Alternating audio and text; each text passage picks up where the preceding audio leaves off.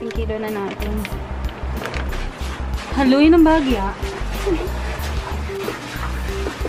See you later, babies.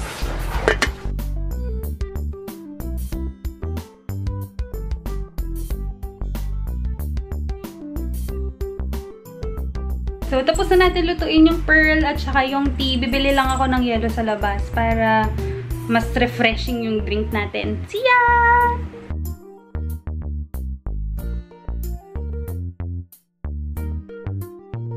Ito na ang ating milk tea na 1 gallon. Ako talaga, confident ako, mauubos ko talaga ito. Tada!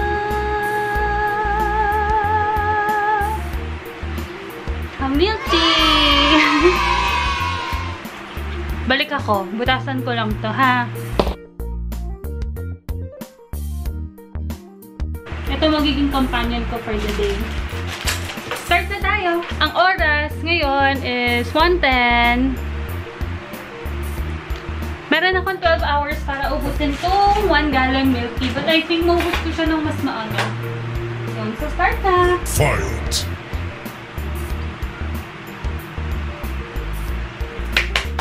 Perfect. Sarap. Yun. Palitan ko lang yung label kasi nasira siya. O mamaya na lang. Okay. Tignan mo. Ang yan. Ay, ang init. Gusto ko nang maligo.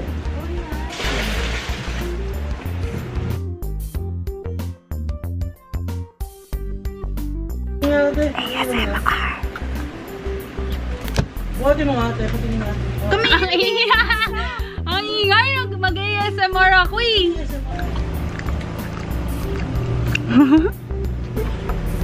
Ang sarap! Pipicture niya daw ako, proud siya. Proud! Liligo muna ako. Bibidyo ako mamamilty ako. See you later! Bakit? Re-ref ko muna. Diyan ka muna, niligo lang ako. I miss you. I'm back.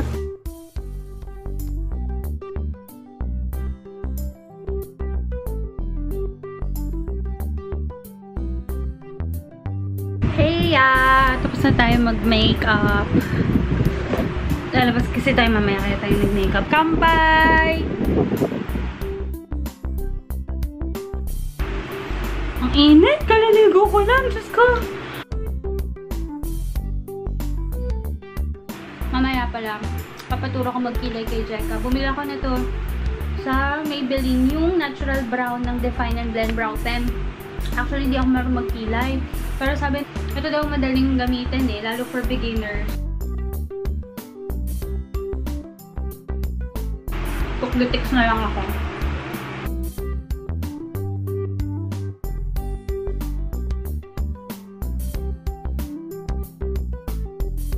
Grabe yung tigat sa chan ng pearl. Sobrang dami ko yatang nalagay. Pero kasi favorite ko pearls eh. After nito kayang challenge na to, kailan ako ulit mag-crave ng milk tea. May mga times na kahit yung normal na milk tea, nakakainom ako ng 2 cup sa isang upuan. Pero ito talaga yung first time na 1 galon yung iinumin ko sa buong isang araw. So far, so good!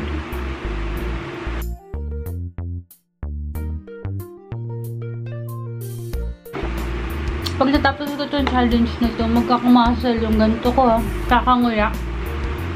Ganda ba? Hindi ko sure. Wala tayong gagawin ngayong araw. Magkwentuhan na lang tayo. Hindi ko na maalala kung kailan yung unang moment na natikman ng taste buds ko yung milk tea. So, sobrang na-addict. Hindi ko alam. Anyway, so yun na.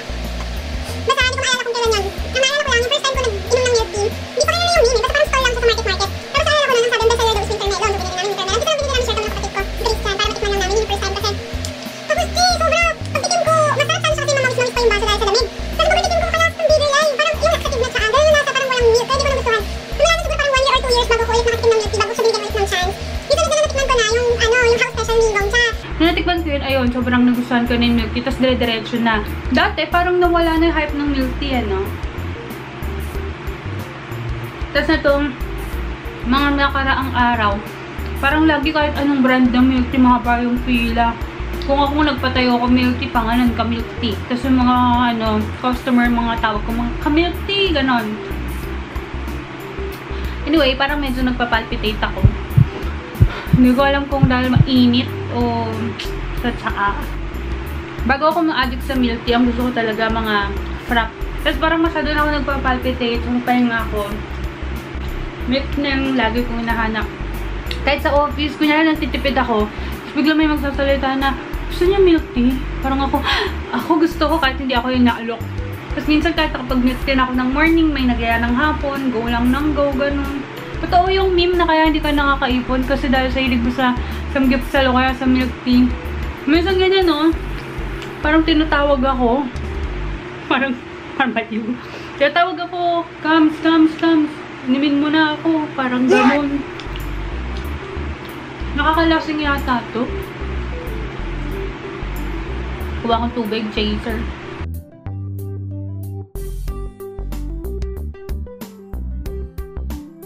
Pili ko na kayo litro na ako. Litro na kaya to. Hindi ko masyado napapansin eh. Pero naka 1 hour pa lang tayo. May 1 litro na tayo naubos. 1 liter, 2 liters, 3 liters, 4 liters. Mabigat sa tiyan yung per. Tuturuan na tayo ng eyebrow guru. I'm not an eyebrow guru.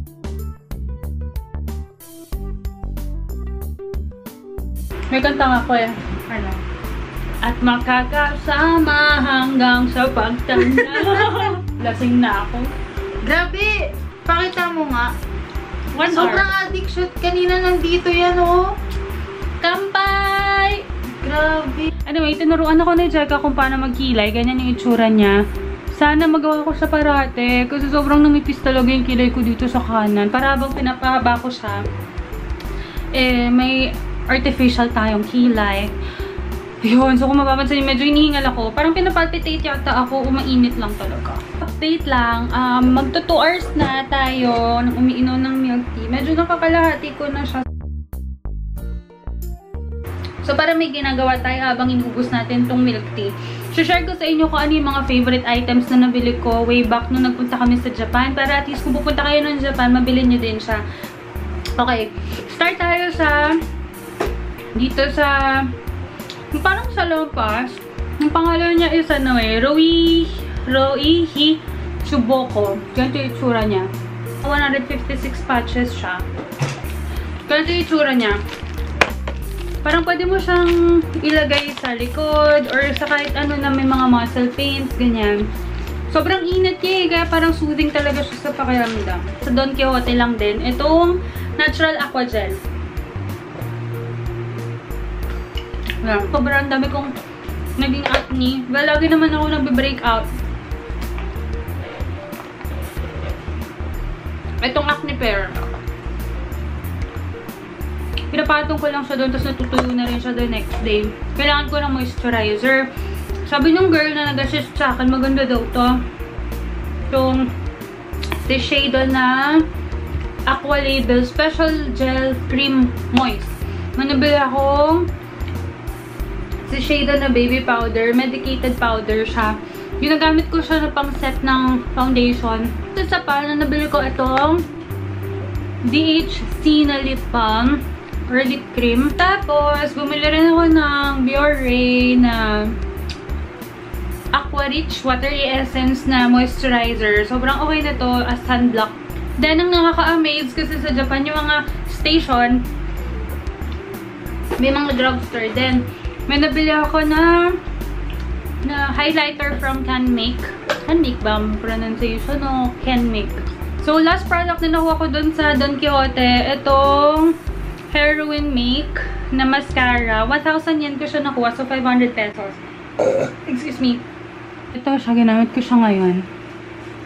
Diba? Parang napapahaba niya yung lashes. Grabe. Sobrang init.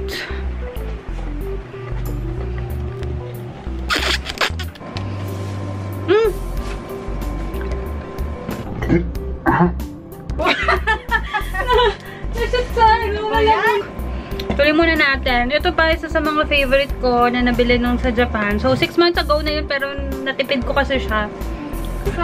Itong beauty soap na Kao, nakalimutan ko na kung magkano. Pero yung iba kasi dito, binigay na ng mama ni Kevin. Sobrang gusto ko yung amoy niya. Eye drop. Ito. Pero itong pink, pwede siya sa contact lens. Sobrang cute, oh. Tapos ito talaga ang favorite ko. Sabi ni Kevin, di daw sulit kasi mahal. Itong Hello Kitty na merong hawak na takoyaki. Sa Osaka ko ito nabili yun. Hingal na ako.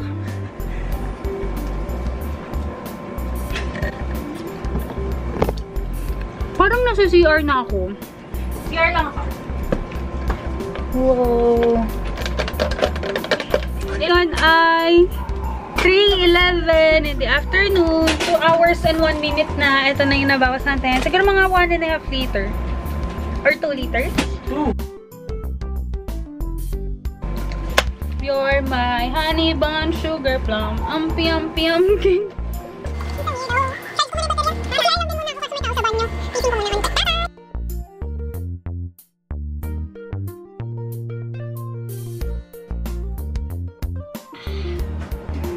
Refreshing.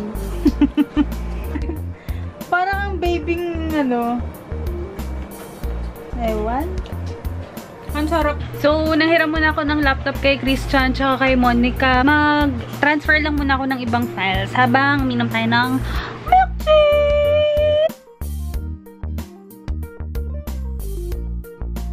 Exactly 3 hours. Ganito na siya.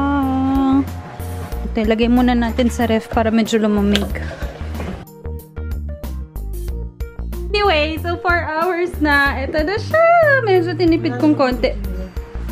6 o'clock na. So 5 hours na natin ito iniinom. Medyo uminto ako kasi para manamnam ko. Ngayon, pick up natin yung cake para kay Kevin. Nandiyan na si Papa. Sasamahan niya tayo. Bye! 사랑해요.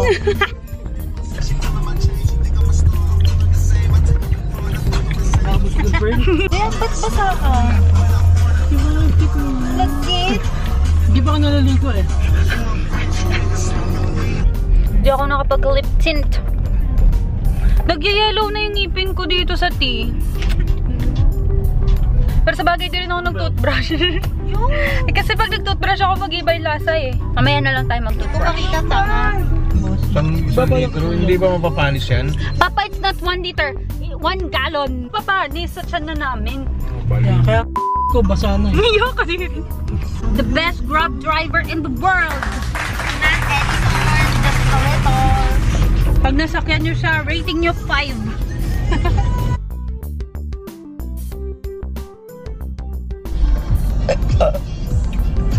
Grad doon, ako nakaisang tayo na. Isibit na ako.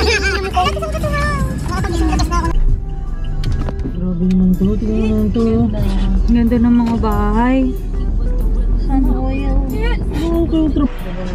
Nandito na tayo sa bilihan ng cake. Ayun yung sabi mo. Na-pick up na yung cake. Titikman ko na yung layers. Kaganonin. Titikman na puti. Hindi na maliyo yun. Hindi na lang kuya. Maubos ko na. Chine-check niya kung naubos na namin yung milk tea namin. Sobrang lapit ko na yung oras na. 6:34. Nag-start ako Papa 1:10 eh. 5 hours. Ito na lang siya. Sabi ko na eh. Ubus ko na rin yung ibang pearls. Oo, mga... Grabe, laki na ng tiyan ko. Kabuanan ko na yata. Yo. Pangalan na ito, Pearly. Perla. Grabe, busog na ako.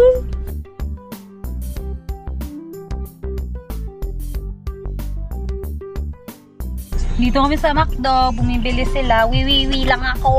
May I go out? Dapat iihi lang ako, pero may tissue kasi, so nag-number 2 na ako. We're home! Na-pick up na namin yung cake. Tapos ito na lang siya. Unti na lang. Actually, parang 2 lago ka na lang to eh. Magsa 7 o'clock na. So, parang 6 hours na natin iniinom tong milk tea. Pero paubos na siya. Kaya na to. Okay, so time check lang. Ngayon ay 7:47 na ng gabi. Almost 7 hours natin siyang naubos. Imagine, almost 7 hours. Actually, ka 6th hour pa lang, parang patapos na ako. Kaso dahil hindi pa ako maihi at hindi ako ma-number 2, punong-puno na yung tiyan ko. Parang hanggang dito na sa esophagus yung milk tea. Kaya hindi ko na mapilit itong natitira. Mapapansin niyo medyo hinihingal na ako. Parang pinapalpitate na yata ako sa ginawa kong challenge na to. Ngayon, sabay-sabay nating mawitness kung paano ko ubusin to. Tanggalin na natin. Ayun o, may nag-iisang pearl na lang na natira. A few moments later. So, finally, ubos na natin yung 1 gallon nating milk tea. In summary, ano ba? Sobrang ganda experience. Nag-enjoy ako kasi sobrang favorite ko talaga milk tea. Tapos, yung mga unang portion, medyo mabilis pa ako. Medyo bumagal ng mga latter part kasi sobrang busog na ako. But still, ang bottom line, naubos pa rin natin siya. And, yun, confirmed. Kaya natin siya in less than 12 hours. So, yun lang, I think mga buwan siguro makakatipid ako sa milk tea. Baka hindi ako mag-crave ng milk tea nito sa mga susunod na linggo.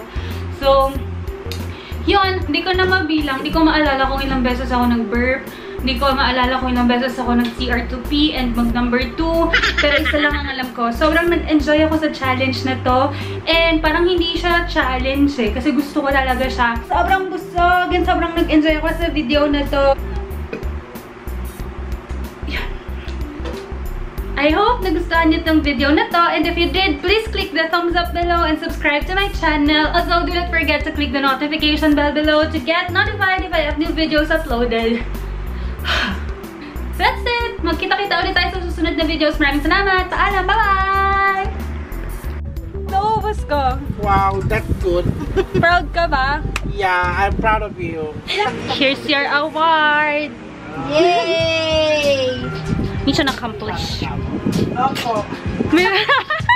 Mission accomplished. Magtututbrush na ako kasi nangingilaw na yung ngipin ko sa milk tea.